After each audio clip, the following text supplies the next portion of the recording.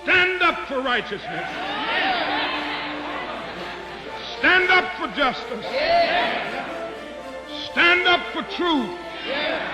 I truly believe that thoughts are the greatest vehicle to change. We do not care whether the cat is black or white, as long as it can catch mice. We choose to go to the moon in this decade and do the other things, not because they are easy, but because they are hard. Victory in spite of all terror. Victory however long and hard the road may be. To those waiting with bated breath for that favourite media catchphrase, the U-turn, I have only one thing to say.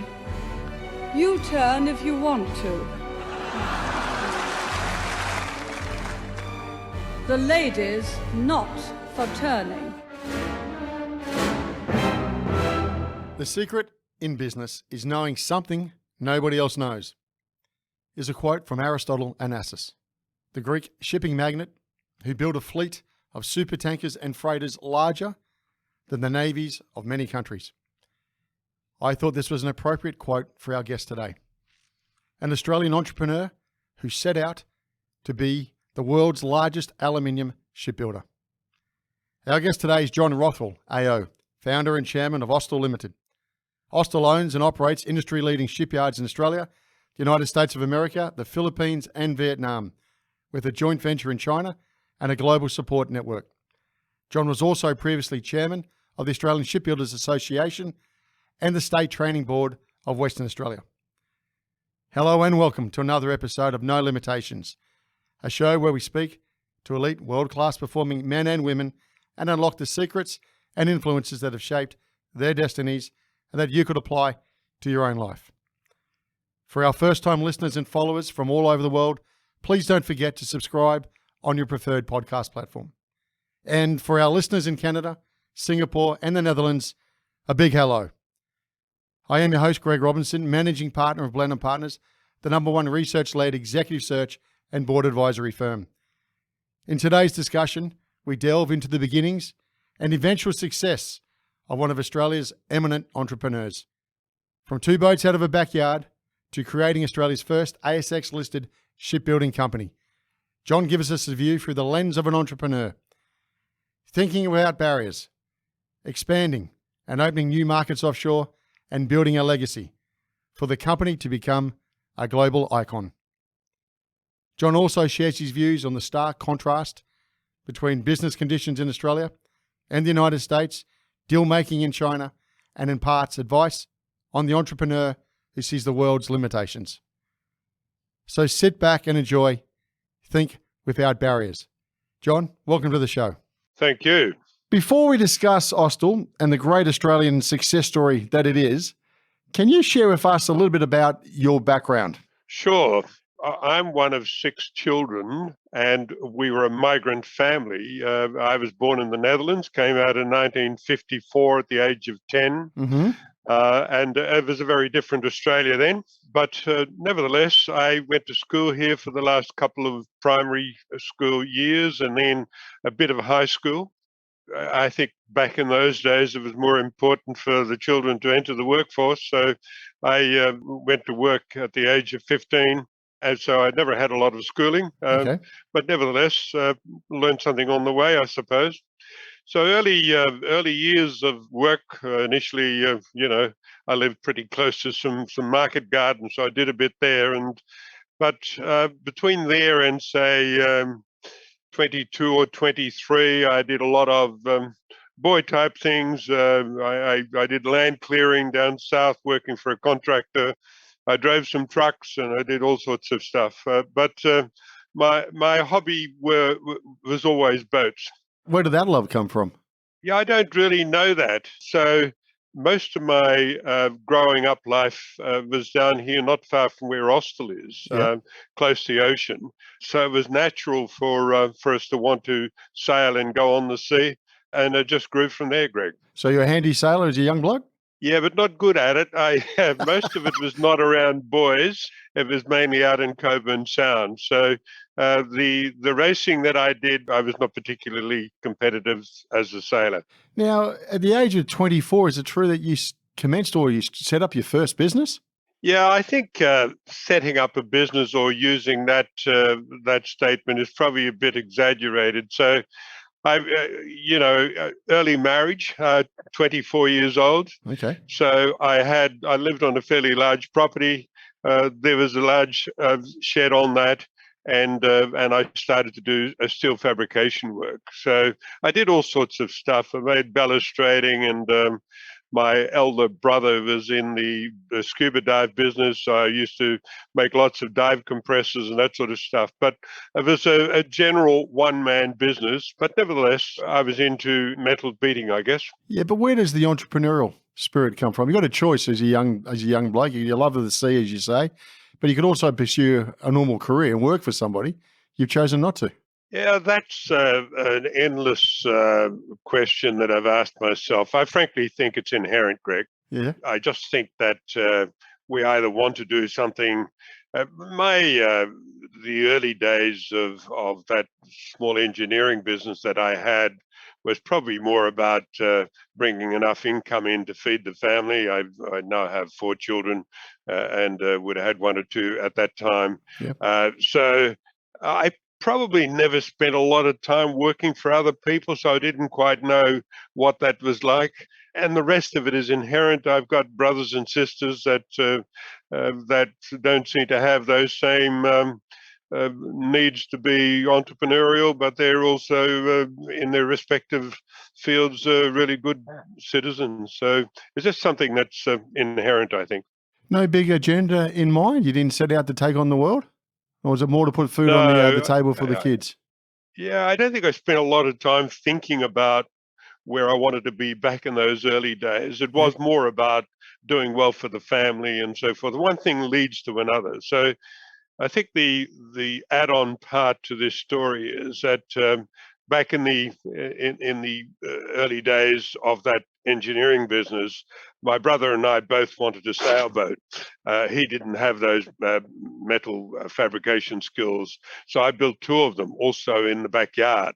And at that time, we were both going to just sail them. Right. But when they were completed, in my case, I was more interested in selling that boat before I ever sailed it. Right. And to start Star Boats, which you know something about. Yeah, well, tell us a bit more about Star Boats. So Australia was already producing what we refer to as tinnies, which are small aluminium boats. Yep. What it wasn't doing, or anywhere in Australia, was a solidly constructed plate boat, if you like, fabricated from heavy plates. And Australia was in that position at that time where guys wanted to be, had 4-wheel drives and go out back and have a strong boat they could bash around and so forth. So I found that niche there, and it was not being done in Australia. And I think one of the things that I've always considered is breaking new ground or disrupting type industry is good value. So I started building Star Boats, and I had this magic sort of catch cry, which was aluminium boats, it doesn't rust, rot, waterlog, or warp, as all the other boats were supposedly doing. That business grew quite well, and I opened another yard. I distributed around Australia. Lots of these boats went to, in the early ones, went to abalone divers in South Australia. I then also started a yard in Brisbane, or out of Brisbane, building boats for the Queensland coast and Parks and Wildlife and so forth.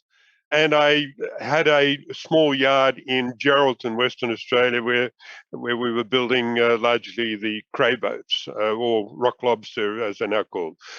So 3 fabrication locations, and it all seemed to go pretty well. What was the sort of the scale of the business, and where did it get to in its peak? So really, the main business in Perth was no more than about 30 employees, so it was a small business. Queensland was smaller than that. I would have thought 8 or 10, and something similar in Geraldton. So it certainly wasn't big business, Greg. But why did you sell it? Well, when you're when you start a small business, there are a couple of choices you have, but the one that's undeniably there is you've got to work pretty hard to make it work. And I was quite tired. It was one of these businesses where you do everything because you own the business, but you're the salesman, and if you needed to, you would do some fabrication work, if you like, perhaps a little less of that. But I was a bit tired, and in the first instance, there was an organization, a company called Queensland Merchant Holdings, that showed interest in it. And they were actually the buyers of the business, but they then transferred that to Quintex. Okay. But it was just probably the offer was reasonable. I was a bit tired and I was looking to do other things. I did, though, have a 2.5-year service contract at the end of that. I had to work for them for 2.5 years to complete, if you like, the transaction. And did you end up getting a break in between that and the next venture we're about to talk about? Yes, I did. So, again, staying with boats, I finished my time with Quintex and wanting to build a little distance between leaving them and starting a new business. I operated a number of tourist-type boats. I had a semi-submarine type, tourist-type boat at Rottnest. Oh, yeah. I had a couple of boats in Fremantle Harbour during the America's Cup period. If you were in Fremantle at that time, you would have enjoyed it. But I had two boats doing the tours around the various syndicates. I had a boat at Shoalwater Bay, which is south of Rockingham, doing eco trips, and I had one at Coral Bay, which is 500 or 600 nautical mile north of here, a semi-sub boat doing coral viewing. So I did all that as just to unwind and to have something to do of interest. And it was probably a year later from leaving the Quintex group that I pulled some people together to talk about the starting Austal. Why Austal, and what did you ultimately want to set out to achieve? So during my time with Quintex, I had two roles. I started off managing production in that combined group. They bought several smaller West Australian boat building businesses. This is under the time Mr. Christopher Skase was still there? Yeah, Christopher Skase was there, although I didn't have much to do with him at my level, and I've forgotten now who I was dealing with. But I was somewhere down the pecking order from Skase. But nevertheless, the position I finished up within that 2.5-year, I call it penance, that I had to serve for them, I managed international marketing and sales. So I did a bit of traveling and became aware that there were opportunities at that time towards the end of my period there, my watch, the Skase empire was starting to slide down a hill, and it was fairly obvious that it was going to fail sooner or later. So I guess I saw the opportunity. I was aware there were opportunities in the world, and I was also very much aware that the Skase empire was on a downhill slide. So I guess I thought, well, hey, there's an opportunity here for me. And what is the opportunity? Because surely you're not the first boat builder to come along. No, I was aware that China, during my Skase period, I'd traveled to China a fair bit, and I saw there that the Norwegians had delivered several vessels to China, and the vessels being high-speed, smaller catamarans, 40-meter size range. Right. And I guess I looked at them and thought, wow, we're more capable of doing that than what they appear to be. This is a market not far away. I had some vision of what I thought the future and how many could be needed in the market. So it was initially focused on China, and that's where we started in 88, Greg. And those catamarans, John, are they ferries in that sense, or what are they actually used for? Yes, they were. So my first ferry to China, that sounds a bit like a slow boat to China. My first ferry to China wasn't a slow boat. It was sold to Nantong, but it's out of Shanghai, up the Pearl River, and it was a ferry running out to Nantong. My second vessel to China was also in that part of the world, but the real market was between Hong Kong, which was under British rule, and mainland China. So out into the, I a while ago said the Pearl River up at Shanghai. That's incorrect. The Pearl River is down the bottom, but up the Pearl River Delta, and there were lots and lots of those ferries operating there that were dilapidated and not up to scratch. And I felt that's where our market is. Interestingly, Greg, those vessels that were built at least 30 years ago, quite a number of them are still running on those routes there now. Gee, well done. And look, John, I guess as every entrepreneur sets out on their quest, dream's good, but you've got to find the money to support it. You had some challenges along the way to get that bank guarantee, didn't you? Yeah, I did. So, and I think I should stay up front. First up, operating or setting up cost that can normally be managed. It really depends on the way you handle it. So my partners and myself collectively only put up $200,000, Greg, as working capital. So that was the paid up capital. Right. But once I signed the first contract, the Chinese government insisted in full bank guarantees for the full contract price of the ship on signing the contract. So we had to, the ship was sold for somewhere north of $4 million US. I had to come up with a bond, or if you like, a bank guarantee of that amount. Now, that initially I went in thinking, well, you've got to be a little optimistic, John. How are you going to do that? So at that time, I went to EFIC, which was then the government part of Australia, the Export Finance and Insurance Group. And their answer was, no, I think you're biting off a bit more than you can chew. So there was a no answer there. I walked the house, St. George's Terrace, where the bankers live, and tried a few of them. And I certainly went to my own bank first, but I got a few no's. And finally, I walked into a bank, and I don't think it matters if I use that name, but it was Standard Chartered at that time. And that was the first time their manager, their state manager, and the development manager came to see me the next day and wanted to have a look around. So really, Greg, when you think about it, I wouldn't have been worth $1 million at that time. And my partners had very little. They barely had a house, some of them, because they're young guys. Right. Don't forget, it was 88, I was 44. The youngest of them was 23, and the oldest was 28. Right, okay. Seriously, young guys. So Standard Chartered took a punt on me. What was the tipping point for that banker to back you?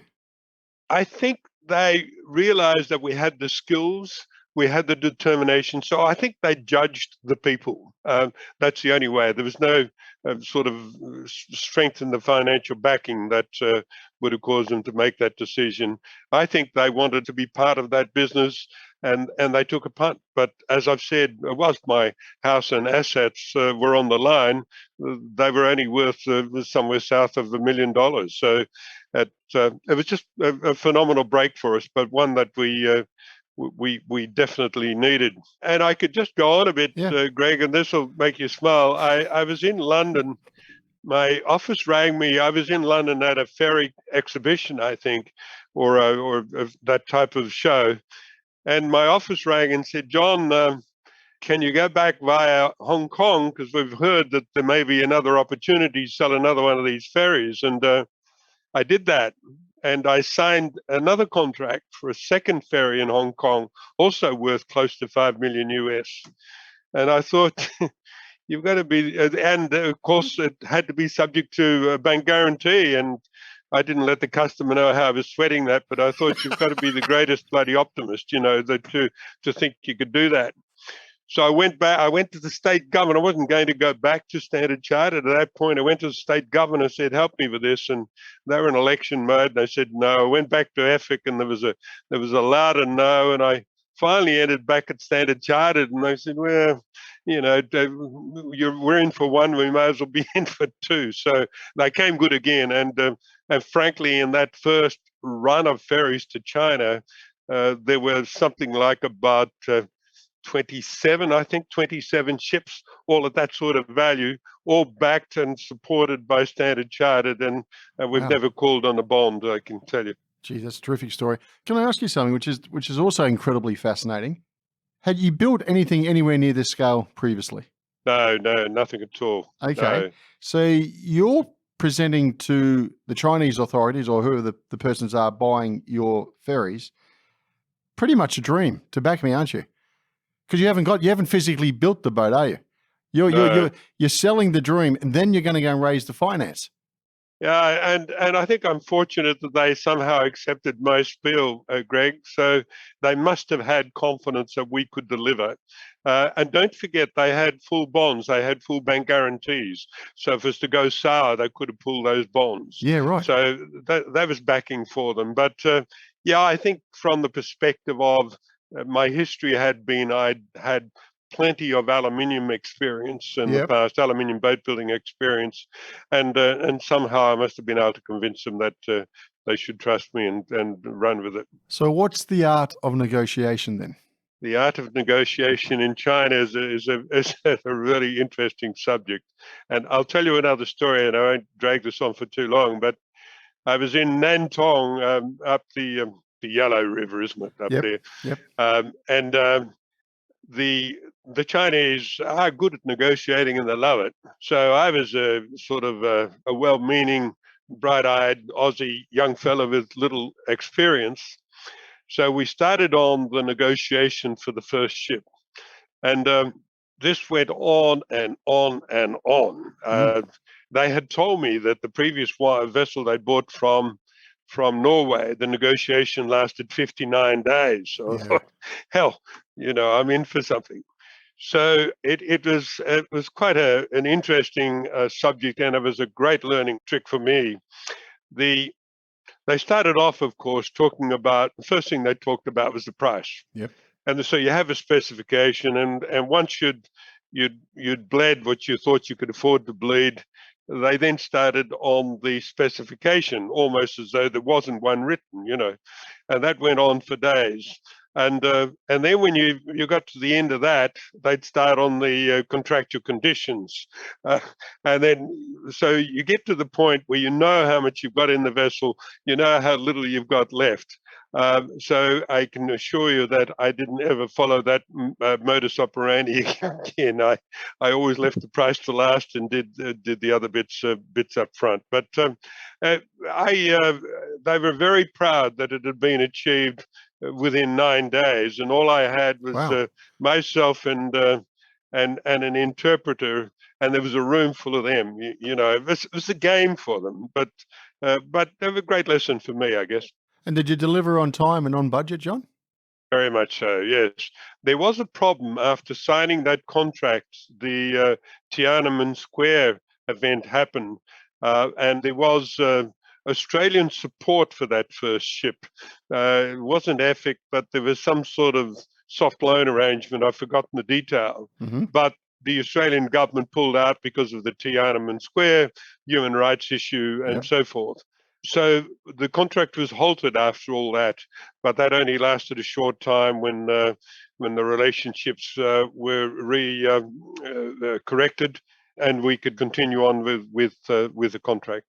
And as the key figure here, where were you spending your time going forth then in the development of the company? Are you spending your time on business development? You're spending your time on hiring new people? How do you you've just seized the deal. You're then going to execute the deal, which means to build the boats. How do you keep moving forward? So I had the young fellows that were my partners at that time, young fellows. They were really good, Greg, very capable, could stand on their own feet. So mine was all business development. Business development meant traveling into the markets and talking to the people. So whilst I was always, if you like, the head of the company, but nevertheless, it was well run because it was a manufacturing plant by my partners. So we were a great team. And you started to develop and broaden your customer base, from what I can understand, and moved into the likes of Europe and United States. Yeah. So obviously, when you think about where I was at that time, I was producing sausages, if you like, ferries that they were one after the other. And I was concerned about being geographically dependent on China. and product-wise being dependent on 40-meter ferries. Yeah, right. We had to do other stuff to be more robust, if you like, in case the market changes. So my first interest was in doing military type vessels, and our first contract in military vessels was with a then called Department of Customs, today called Border Force, and I built 8 patrol boats for them. So not quite military, but paramilitary, if you like. Yep. That was our first diversification of products, so to speak. And frankly, Incat in Tasmania were ahead of us in building the large vehicle ferries. Right. They'd found a buyer in the UK who came out and ordered 1 or 2 vessels. Again, perhaps somewhat arrogantly, but I believed we could do it better than what Incat could. And we started towards these large vehicle ferries. And a large vehicle ferry of Austal carries, say, 200 cars at that time, and maybe 1,000 passengers at a speed of around 40 knots. So they're typically for routes that are often less than 50 nautical mile, but to get vehicles and people across the other side of the creek quickly. So the first were the patrol boats. Second was the large ferries. Third was true Navy patrol boats for the Australian Navy. So we then had reasonable diversification. And I'll just keep rabbiting on, Greg. The add-on from that was that the US had a policy whereby, and still have, it's called the Jones Act, if you like. It's an act where non-US built commercial vessels can't operate within the United States. It has to be US built. Yep. So I knew we could never sell to the US. So I started to think about the US as a base for manufacturing. I then got a call from US Navy inviting me to attend a workshop in Washington, D.C., where they had a 3-day workshop on trying to identify opportunities that there may be for high-speed ships within US defense. Right. And they were initially focused on high-speed freighters. So I attended that workshop, and the workshop, it was there were very broad parameters. So they started off with, well, we'd like to go across the Atlantic or the Pacific at no less than 40 knots, between 40 and 100 knots, and have like 10,000 ton of cargo. And that was probably a dream of the public service at that time, but that wasn't going to be able to be achieved.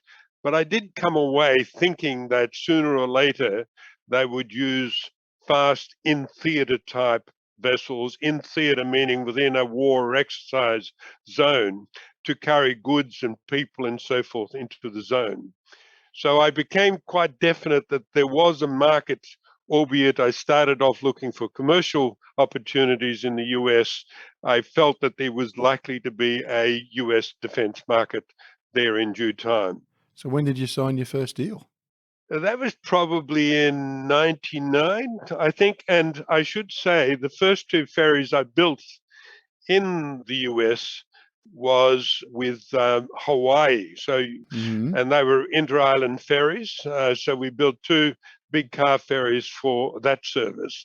It did 2 things. It also demonstrated to US defense that we had capability and capacity to do that in the US. I bought a plot of land. I'd taken on board, Greg, a US partner with a 30% equity position. I thought if we're going to deal with US defense, we ought to be just a little bit American. And I took on an equity partner. So we were in Mobile, Alabama, where we still are. At that time, I bought a small piece of land, about 10 acres or something, I seem to recall, and we built these 2 ferries for Hawaii. Now, to bid on US defense ships, we had to be security cleared in the US, and we weren't. So the only way we could bid for the first littoral combat ships, which the US sought expressions of interest for, the only way we could bid for those was to do that as a subcontractor to a US company. Now, we owned the property in the US, we owned the business, we owned everything. But our bid was through General Dynamics. General Dynamics had approached us and said, these LCSs are going to come up. we don't know how to do that. You do, you need us, etc. So we built the first two of those ships as subcontractors to General Dynamics. Then US Navy, I think, saw that there was a little reason for General Dynamics to be in that mix, if you like, because we were actually doing it, although they were putting the arms and the systems on. But we achieved our own security clearance in the United States. So then the modus operandi changed, where General Dynamics became a subcontractor to us to install the arms and the systems. And since then, for goodness sake, those that have been delivered and on order at the moment, there have been like 19 ships, something like that, Greg. So the two of them were subcontract. The next 17 are all Austal USA. During that process, we bought out our 30% partner in the US. Okay. They wanted to move on and do other stuff, and it was a great opportunity. So we've owned 100% of that business for a long time now. It may sound like a silly question, but for the listeners out there, does Austal build the whole boat? Or you just do the chassis? Like, where does it begin and end? Yeah, so on a commercial vessel, we do the whole boat. If you like, we install the seats and the carpets in the end and hand the vessel over.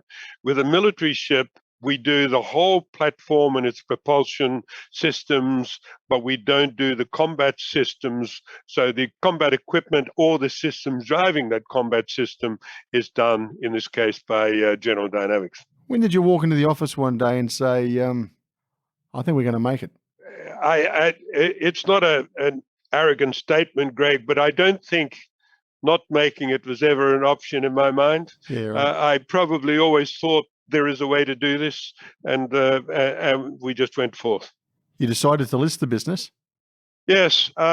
Prior to that, when you have some success in the startup business, you get a range of mezzanine type investors, venture capitalist type people knock on your door. Yep. And I'd had a few of those, but I wanted to get into, so now we're stepping back a little bit, but I wanted to get into these large ferries.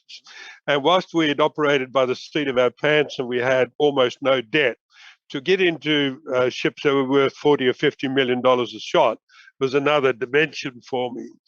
So in the meantime, I'd connected, and I'll use his name because I don't think he'll be in mind. I'd connected with a fellow called Bill Ferris, who used to be the chair of Austrade, the Australian Trade Commission. I'd met him in China on one of my ferries when he was going in with his then minister, but he also had a mezzanine capital business, if you like. Yep.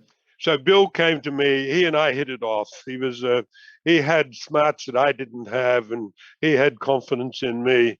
So he bought 30% of the business, Greg.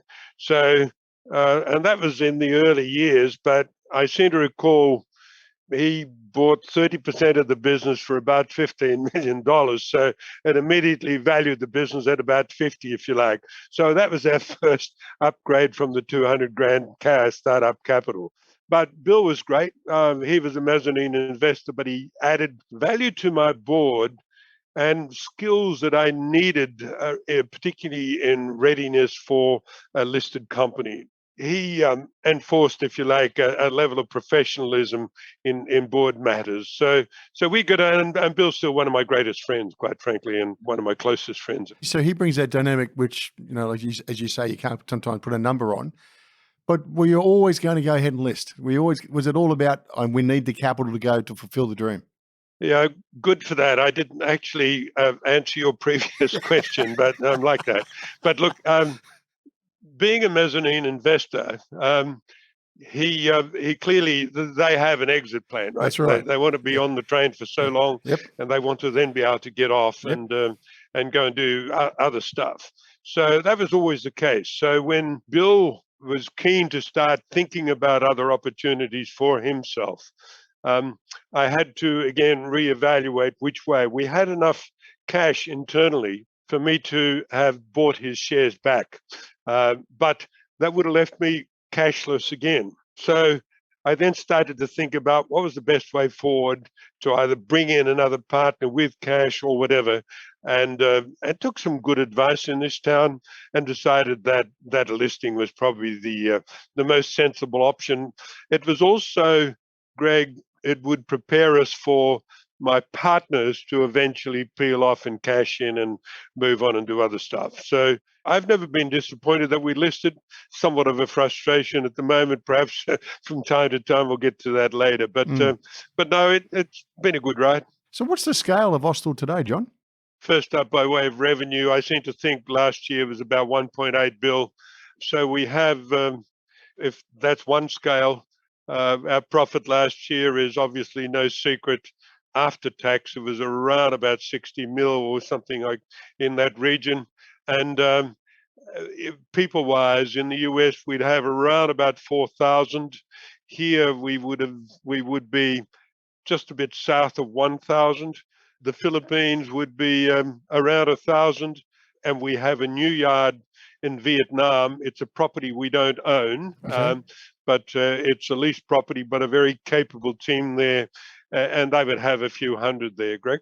And can you sort of paint a picture for the audience about, I guess, the recent designs of the ships, John? Is it state of the art? You know, why would I buy Austal compared to, I guess, others? Like if I'm going to drop 50 million or whatever it is to buy a decent boat.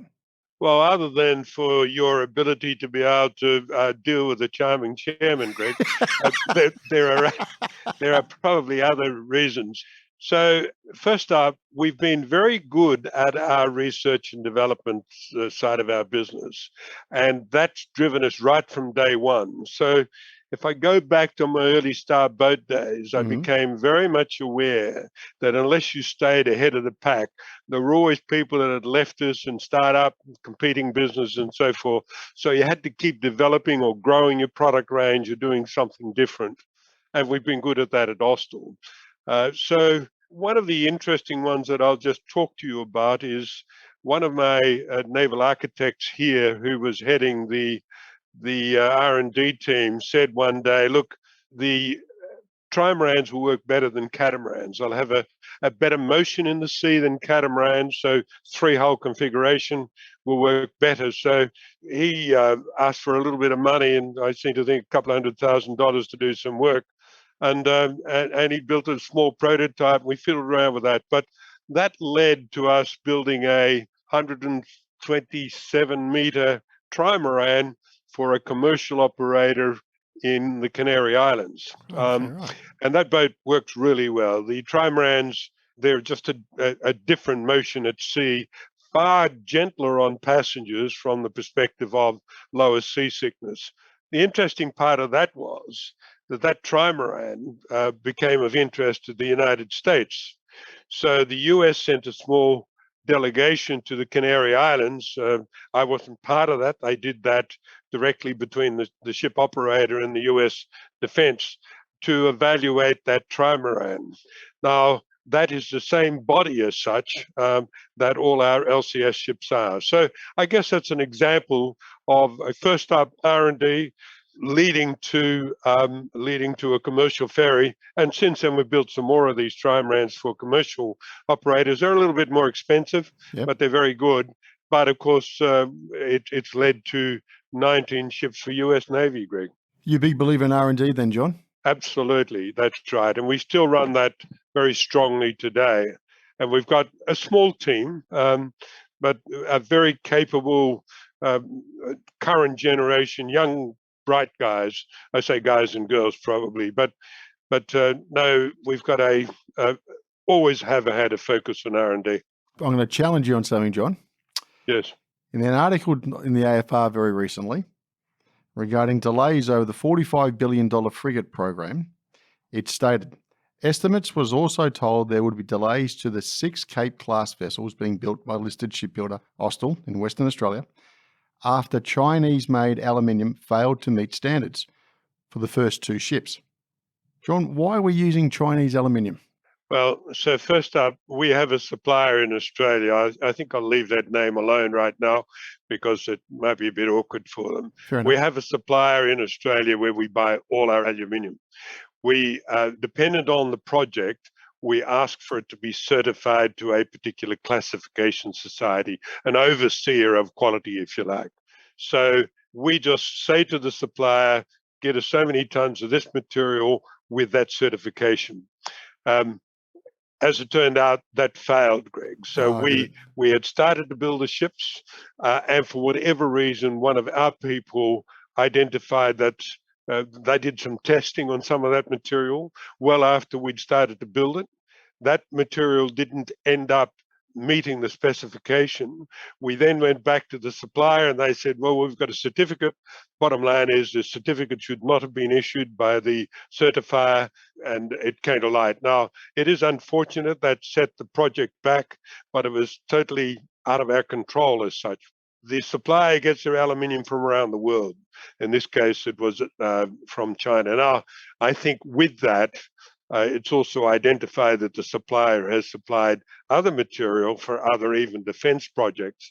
That's also now coming into question and so forth. Oh, really? Not much we could do about it. John, talk us through Volta, the investment into the Volta system. That sounds pretty fascinating. Yeah, we've got, and that's driven by our R&D people. We've got, as I've said, a forward-thinking group of people. So if we think about where the world's going with low emissions and the need for low emissions, it is inevitable that sooner or later that will happen with ships. So our R&D team started to work on a zero-emission electric vessel. So it's simply a battery-powered ship. In the small range, Greg, these are 40-meter boats, or that size range. We had one opportunity in Europe for those, so we developed the vessel fairly well along, except that somehow they didn't, not because of our ship, but it didn't get past of the capital expenditure or something. But fundamentally, they'll be plugged in overnight when they reach the end of their service day, and there'll be zero emissions. So if we all think well enough ahead, there's going to be a time when there's a far greater demand for that. So we had to be in that game. So where's the future going to be for the business, John? Is it going to be both the ferries and Defence Force, or? Yes, that's an interesting one that I focus a lot on. So I've come for a fair ride so far, and I'm not interested in looking towards an end to that ride that I'm on. Yep. So first up, I had to, if you like, change the culture, or at least to add to the culture of, we want to be much bigger than what we are. We want to be a true world giant one day. Mm-hmm. So then the next question is, and that will be beyond my shift, Greg, but I'd like this Australian company to become a global icon one day. And we've done pretty well to date, but there's a lot more we can do. So then what should the company look like in the future? Certainly right now, car ferries are going to be slow for a little while post-pandemic. Traffic's less and people are needing to get back on their feet, but high-speed ferries will always work, be they eventually electrically propelled or with diesels as they are at the moment, or alternate fuels, hydrogen perhaps. So ferries will come back, and there may be a drought for 4 or 5 years. I'm not quite sure. I wouldn't like to guess that. The smaller passenger ferries are suffering somewhat, but they'll come back quicker. So I have no doubt that will come back quite soon. So in Australia, we're very much focused on defence-related business. So right now, we're part of the way through a batch of 21 steel patrol boats for the Australian government, which are, if you like, gifts to our Pacific friends and neighbours. Okay. So we're part of the way through that. These are around, I don't know, there are 40-odd metre boats in that range. We're also building, and well on the way, we're building 2 much bigger ones for Trinidad Tobago for their Coast Guard. Okay. And they're in the water at the moment. And the first one's done some of its trials, and second one's about to start them. Where the 6 that you talked about a while ago for the Australian Navy, yes, they're early days, so there's 2 or 3 years to run on those for us to get those out. Now, the mix also needs to include servicing of ships, right. Greg, both both commercial and naval ships. So we recently bought a business in Cairns. That's the patrol boat region, where they largely operate, substantially operate around the top. It's also close to where these Guardian-class Pacific Island boats will be serviced. So we bought a base there and we're growing that business. So in the United States, we also need to diversify. The US Navy don't have a huge potential order book for more aluminium vessels, in so much as the warships have come to an end. Right. The fast freighters, the EPFs as we call them, there's still a number of those that will come out as time goes on. Yep. But they also wanted us to have steel ability, and we have a great relationship with US Navy. The people that run our business up there do very well and have a great rapport with them, and there's great respect. So the US government through Navy gave us $50 million in the past 6 months on the basis that we contribute an equal amount and convert part of our shipyard to be able to do steel ships. And there are a number of programs in the pipeline at the moment, which is probably why US Navy wanted us to have that capacity. So half our shipyard, approximately half, will be aluminium ships, and the other half will focus on steel ships. In the US, we're also very serious about setting up a service business and dry dock, advanced but not finalized, on the West Coast, San Diego way. So that we can service not only our own ships, but also other US naval ships with their own dry dock. So we're growing our US service business. We're just converting our shipyard, which is well advanced, to 50% steel capacity. We're wanting to grow our service business much more in Australia than where we are. And we're going to try and get as big a chunk as we can of future Australian defence work as there is available. So Austal made its reputation, on aluminium? It did make its reputation in aluminium, and that is a big part of our success, because that was the differentiator. Yeah. The world was building steel, and today I would never want to be in the business of building steel ferries, if you like, because there are plenty of countries that can do that. Steel defence ships, though, that is a different dimension to shipbuilding. There's a greater need for security, for one thing, and there's a greater need for more sophisticated equipment. So I think we can grow steel defence. I don't think we'll grow steel commercial, but our differentiator was aluminium high-speed ferries. Is there much difference, John, between how the US defence procure ships versus how Australian Defence Capability Acquisition and Sustainment Group procure defence? Is it easier or more complex between one or the other? Yeah, it's very different. Clearly, the US defence is a much larger business, so there are layers of very good people, frankly, in the US that do the procurement. Well, we've now built a lot of ships for them. We've never had an issue with them.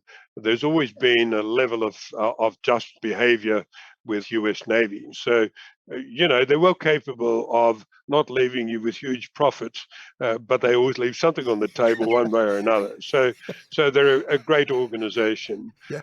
Australian Defence,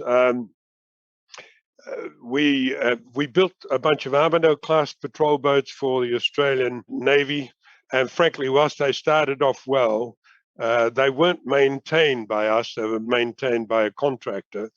And we erred to a certain extent where we probably didn't teach Navy enough about the difference between maintaining an aluminium vessel to a steel ship.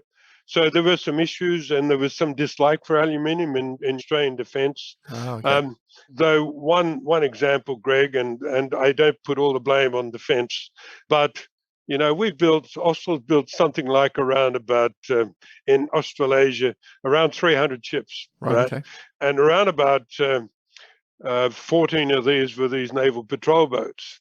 Now, all these commercial ship operators, they do more hours in operating their ship than what an average naval ship does. But they keep coming back for more, and they don't have any issues with them. But our people did with their aluminium, and I think it's largely that it wasn't understood. So if you think about it, even if you add the Coast Guard, our Border Force vessels to it, there might be 20 or 25 ships. The Border Force ones are going well. Two of Navy's, the later ones, they are now saying they're very reliable and some of their most reliable ships. But I think everyone's learnt on the way. But I've got 280,000 happy customers. Wow. and keep buying more. And Defence have said, look, we've got some issues with these ships, etc. So we're okay. We're all getting on. We've got a new regime of Defence people. I think there's greater understanding of what aluminium is all about. It was a great example of their confidence for us that they ordered these next 6. But so I think they're coming around. There's a different regime of people, new operators all around, new government even. So I think our future, our relationship with Defence is good. Okay. The people we're dealing with now are very good. And so I'm looking forward to the future. What about shipbuilding in general for Australia, John? How are we placed? Yeah, we don't really have a lot here. So there have always been a small ship built here and there on a one-off type basis. But by way of a proper shipyard doing lots of ships, there are not too many. So Incat in Tasmania continue to build large vehicle ferries, and they do okay. They're not Austal size, but they do okay. They're a good smaller type company. And they're not small, but what I meant was they're a good operator. And then besides us, there's really the Defence Shipbuilders being government owned, which was the Australian Submarine Corporation that built the Collins class. The Australian Submarine Corporation built the new air warfare destroyers with assistance from the designers. And what else? They're now going to be on the same facility. BAE are just starting on their frigate program, and Naval from France are preparing themselves to build submarines here. But beyond that, there isn't much happening in Australia. Okay. And if I was to jump on one of your ferries in 5 years' time, I don't know, some holiday or moving a car or something, what's the experience going to be like, John? What's going to change in terms of technology as I walk through the gate? Well, it'll be an amazing experience for you if you haven't already had one, Greg. So, and I'm being a bit frivolous with my answer. But look, first up, do I think the car ferries will be substantially different in 5 years' time? I don't. I think the modifying those to be zero emission is too big a change. I think that will gradually happen. I think we need to look at where hydrogen's starting to go and consider alternate fuels. With the smaller type ferries, if you're going across the creek in Sydney or something, I think there's a fair chance that if they are not in place in 5 years' time, that the authorities will be looking at those as options and starting to plan for zero emissions.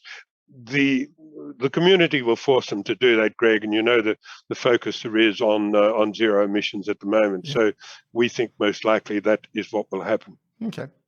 As an entrepreneur, what's conditions like in Australia to get ahead?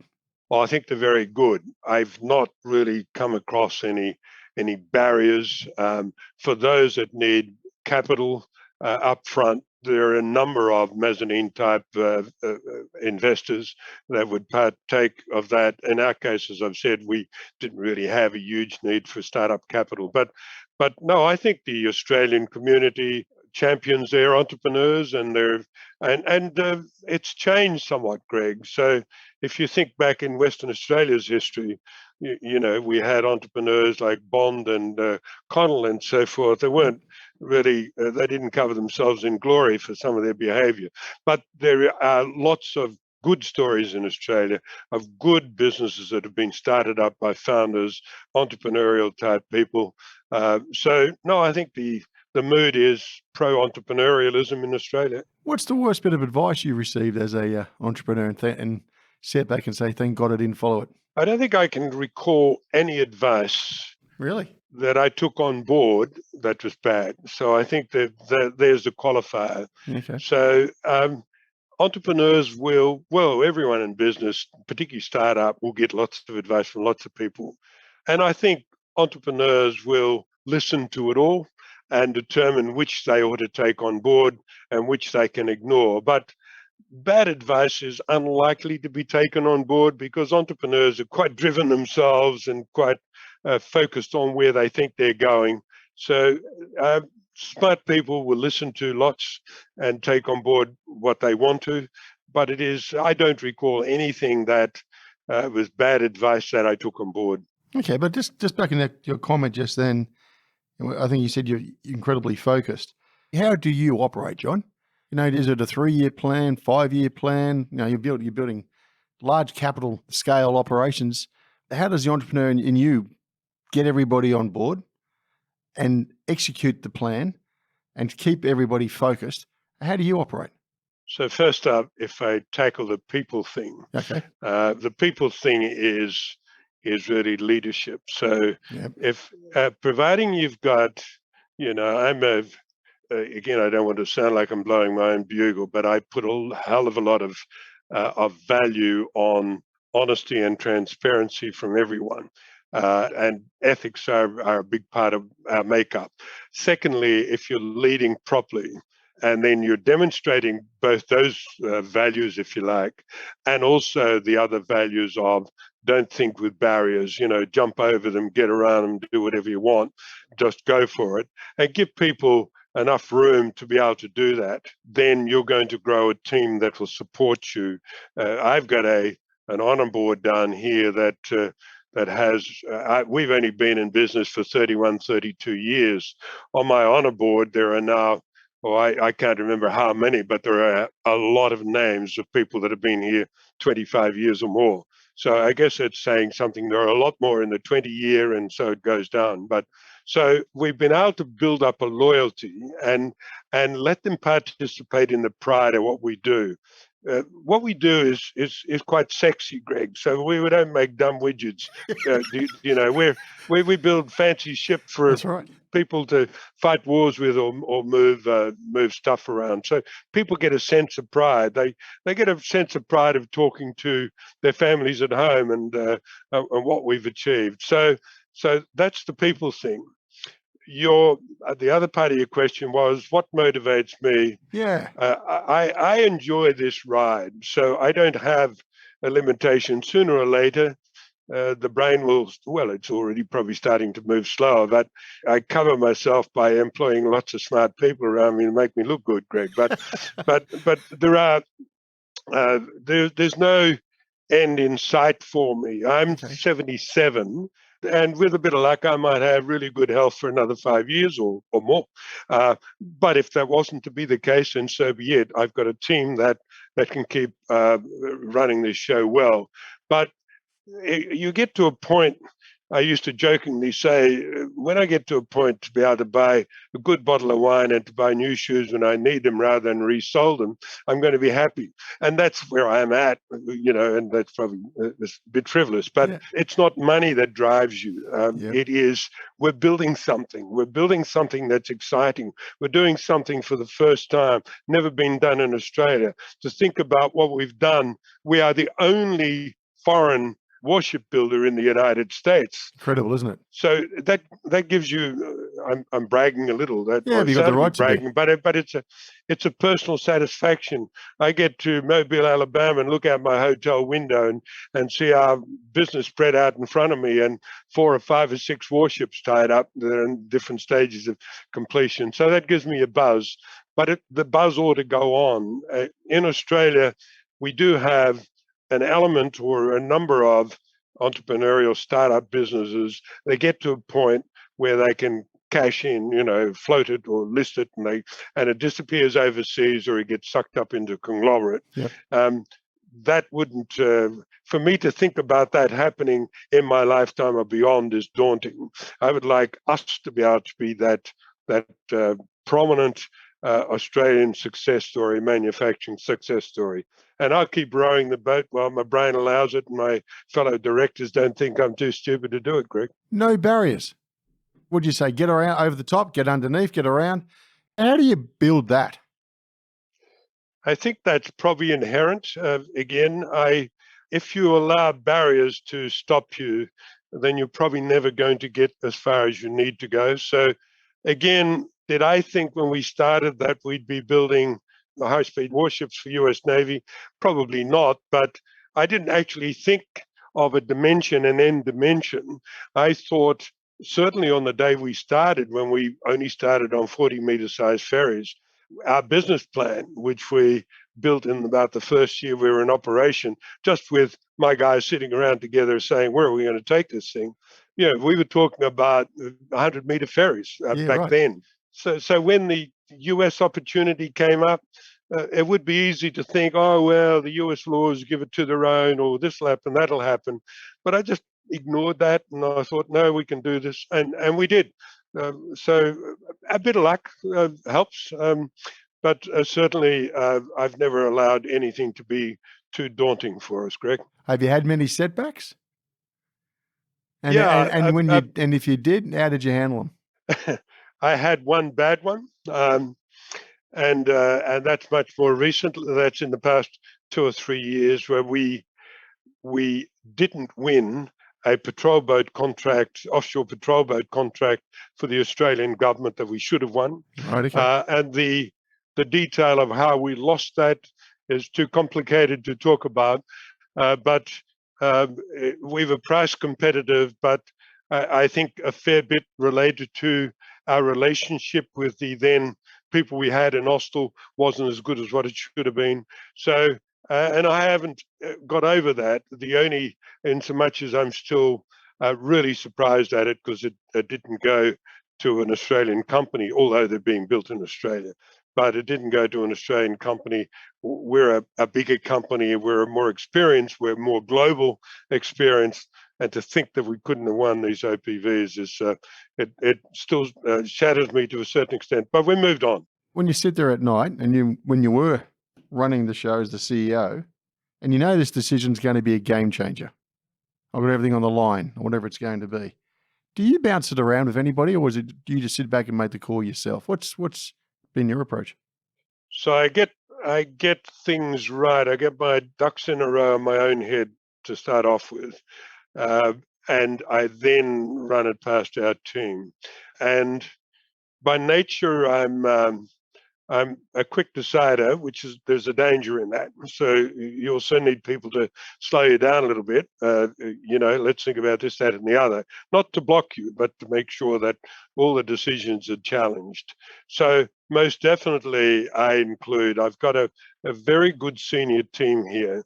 We've got a very good CEO. We've got a very good CFO, a good lawyer, a good HR person, and the lag goes on. People that I can really count on. So the senior people around a table when we're really trying to make a decision about the way forward. Or of course, we've got another if you like, process to go through. We make a decision as management, and I consider myself part of management, of whatever's a good idea. We then run it past the board. You get another lot of views on it, and questions asked and so forth. So no, I'm not an autocrat, although sometimes I've been blamed for that, or accused of that, I should have said. But no, I'm inclusive. But are entrepreneurs and founders easy to work with, John? Well, you're asking the wrong man. What do you reckon? I think we're a piece of cake. but I think. Do I give you room and space? How do I operate with you when you're in full throttle? Most definitely, you'll have room and space, providing the values are applied. If there's a breakdown in the values, and those values are not only the ethical ones and so forth, but also be light on your feet, be open-minded, go for the opportunities.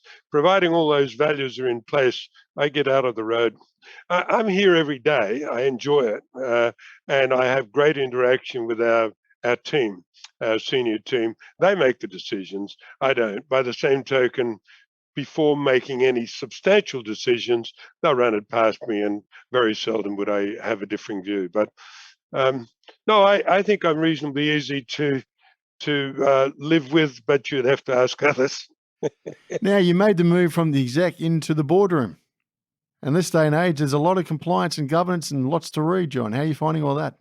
Oh, well, the ability to be able to delegate, Greg, is wonderful. So that gets delegated down the line because people like myself are not good at that. You know, our legal man here said, John, one of the proxy advisors have asked us to do a report on what we're doing to lower carbon emissions or words to that effect. And they've sent me a questionnaire. They're 195 pages. That's double the size of our board report. Yeah. So this rubbish creeps in. Fortunately, we have to do some of it. We need to push back on some of it because it can be ridiculous. But I've got a team here that do that far better than I would. I would probably be a little temperamental about that sort of question, and I wouldn't be all that compliant. Do you reckon boards accept low growth too often in this country? If boards accept low growth, then their leadership is wrong. So first up, you've got to hope that you've selected, and you won't always get it right. You hope that you've selected board people that are progressive and entrepreneurial within some guidelines. But if a board is accepting low growth, someone hasn't changed the rules for them, or they've been incorrectly selected. So the chair's not doing their job, or the founder chair's not doing their job, or whatever. Normally, there needs to be a driver, I think, that sets the pace. And you know, what is low growth? That's if we pull that apart a little bit. Point. So high growth could be bigger profits this year than last year, or high growth could be we want to be twice as big as we are in 5 years' time, and there's going to be a little bit of stuff to happen in between that. So if you're talking about low growth being low cash growth or where low profits, as well as low expansion of the business, then that shouldn't be. You've got the wrong team. What do you look for in a CEO then? So that's a good question. And I've not always done that quite as well as what I should have. First up, from the CEO's perspective, and I'm not quite answering you, but I will. From the CEO's perspective, the CEO should get to understand what sort of business they're wanting to join. They need to know whether it's a business that's just driven by next year's profits, or whether it has a longer term vision, and they need to be able to understand what the values are in that business, what the culture is probably a better way of saying that. So in my case, for me, I am unorthodox, and that's probably because I never went to school much, Greg, but I don't really care all that much about formal qualifications, etc. It's all about attitude. So, of course, the size we are today, we can select people that are both, but I look for an entrepreneurial spirit. I look for absolute transparency and honesty. I don't mind if things go wrong, because I've done many things that have gone wrong for me in the past, but I like to know about it and I like to hear it as it is so we can do something about it. So he or she need to have people skills. Yep. They need to be entrepreneurial. They need to be smart at what they do. And I look for values such as, people can sometimes spend an endless amount of money on stuff that they shouldn't. So I always say, spend the money like it's your own. Would you do this? Would you hire this very expensive consultant, or would you find another way to do it? So I've given you a lot of answers, but probably a broad range. First and foremost, will they fit the Austal culture? And that one word probably describes all the things that I've talked about. Much difference in business, in the way business is done between US and Australia? Yeah, so if I give you a macro answer, that is, in the United States, we have been tempted with various grants to both come to the state of Alabama or to the city of Mobile, or by Navy to set up to do something. So we've achieved a lot of grants. Now, they're quite good at making sure they're getting value for money. So, there are normal conditions attached if you increase your growth of your workforce by X or whatever. But the example I gave you just a little while ago about receiving 50 million US from the US Navy to convert our yard. I've never heard of anything like that in Australia. And so they know that they need capacity in our yard. They know they've got more steel ships to build. They know we're unlikely to do it unless we get some help from them. They're making sure that we match them dollar for dollar.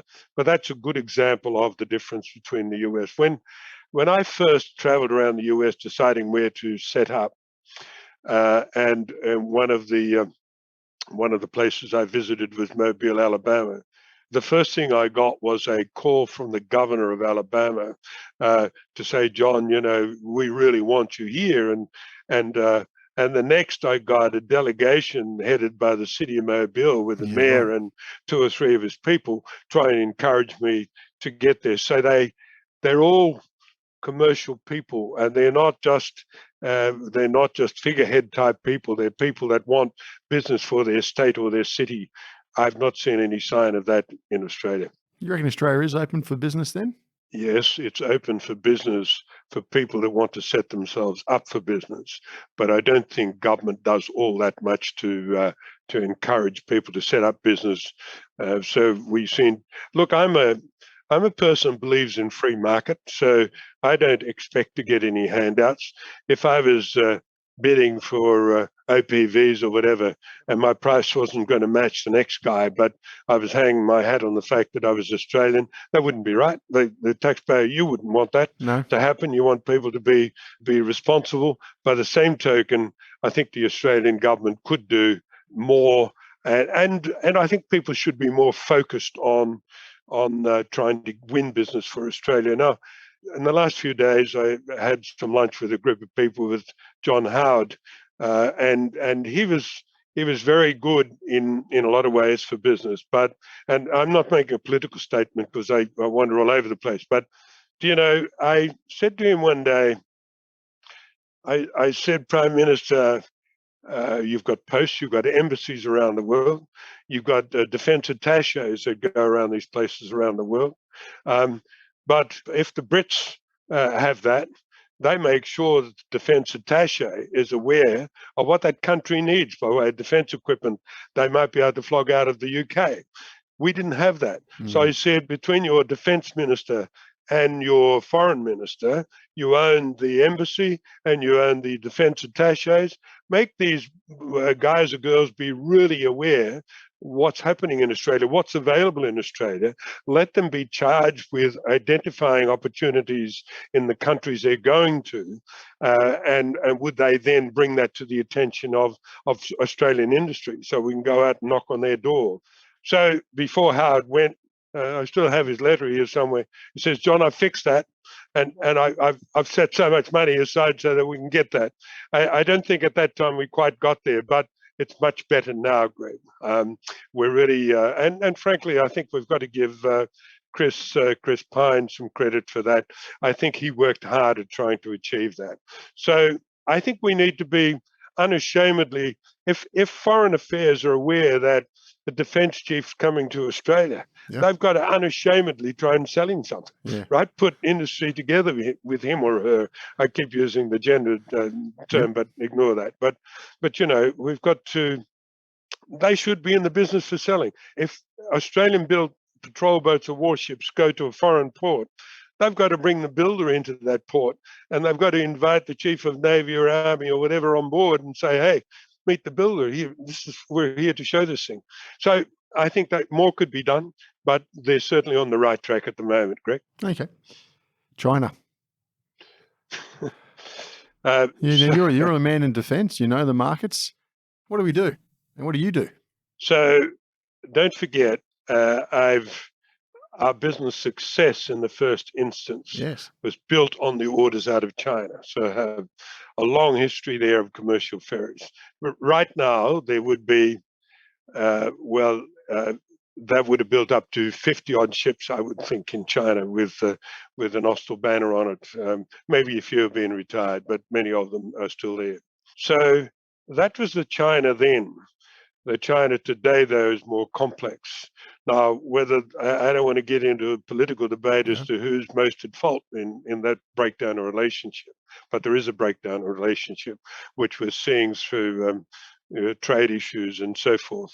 We're seeing military chasm growing between Australia and its allies, or if you like, America and its allies more correctly, and China. So we still have a joint venture in China building commercial ferries, but frankly, I'm not planning that for a long-term future now, Greg. And if I was making that decision today, I wouldn't make that decision today. Is probably a better way of saying it. Is that right? You really wouldn't?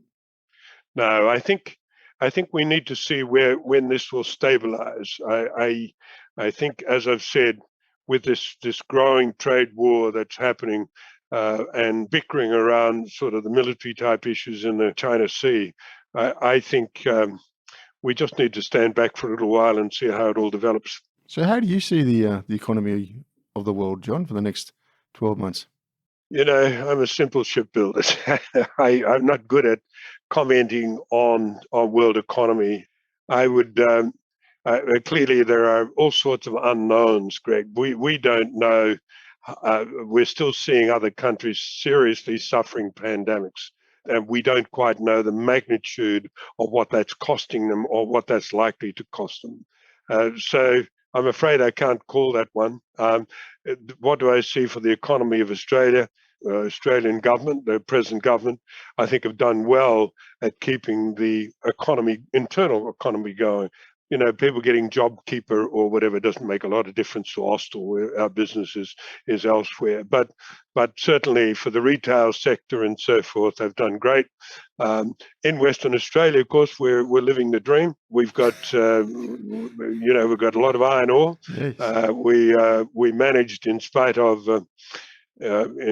Palmer and Co, perhaps we managed to keep the border secure, and that suited our premier at the same time, because it must have helped a little in the last election, I would have thought. Yeah. So we are living the dream. We've had very little disruption. We've recently, when I say in the last 2 or 3 months, we had 4 or 5 days of lockdown, but there's been very little of it.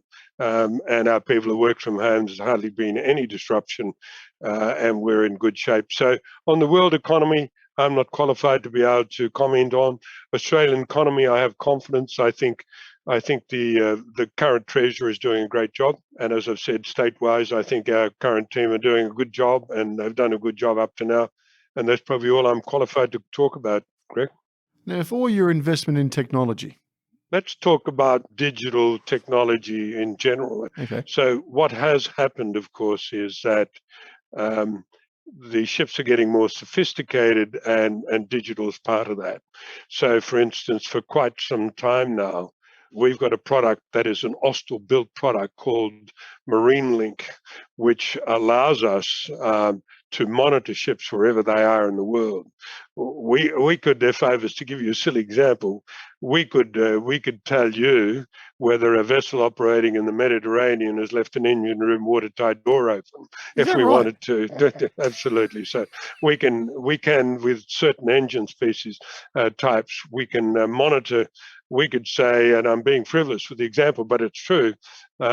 We've got 2 or 4 engines in this. Your port side engine number 5 cylinders running a bit warmer than the others, or something. So we have that skill. We've had that for a while now. Our team, our digital or development team, are growing that, and we have far more skills now in that whole management of a ship. We can ensure that it's operating in the most economical angle to the sea to get the most economical delivery of the ship. Wow. So also we have a new product which I don't know that much about. It's called Lucy. Mm-hmm. And Lucy allows us to hand a ship over, and the software that goes with it that'll completely control all maintenance of that ship, or if you like, notify the owners of the maintenance of that ship. So they will know where their parts are, they will know where to obtain them, they will know when this needs to be serviced and so forth. So there's a whole lot more in the efficiency of operation of ships that is now through technology. With all that technology, you're going to find Mr. Dirk Hartog's boat? Hasn't that been one of your quests? You've been reading my background, so I'm disappointed. I thought you would have found it by now. Well, give me time. I love maritime history. I was Dutch born, as I've explained at the start of this.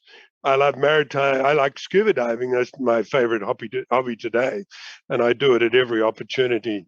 I sometimes get a little philanthropic with the Maritime Museum down here, and I paid for an aerial survey to be done, not for Dirk Hartog's boat, incidentally. Dirk Hartog was 1616. This is for another missing ship called the Arctic. Yes. Only I can say that with that guttural voice, Greg.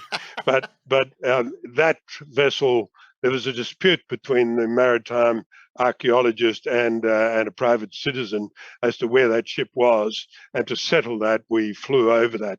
The issue is still not settled, but we have a number of VOC ships on the West Australian coast. As you would know, and a British ship, we have a ship called the Trial that's been down there for a while. I seem to think 1620s or something, I forgot, but it's off the Montebello. So it's my hobby, and I join the museum whenever I can to go and do a bit of exploring or scratch in the dirt looking for skeletons or something.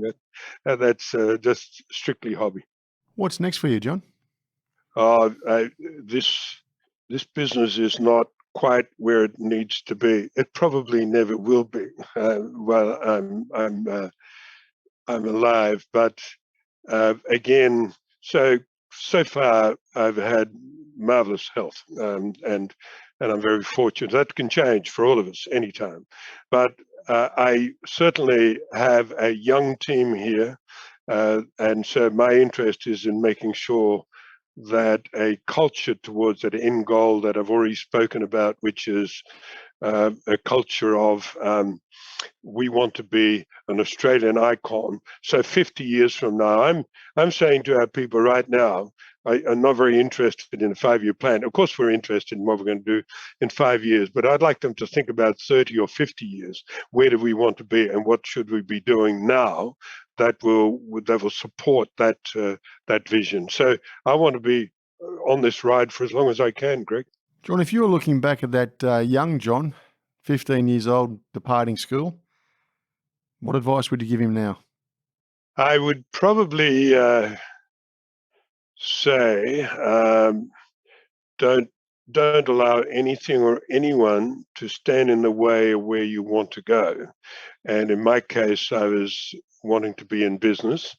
Other people select sports and want to be good at it, and other people just want to be the best scientist or whatever else. But I would probably encourage a person to always assume that there is a way of doing it. And it's really, I know it's an old cliche, but do you know, it's the how and not whether we can or we can't do something. So determination, but only to do what they want to do. Not everyone wants to be in business like I am, because some people find that hard. And I, again, don't want to sound arrogant, but it's not hard. I've never found anything hard about what I do. I've just followed my nose, quite frankly, and it's not complicated if you don't allow it to become complicated in your head.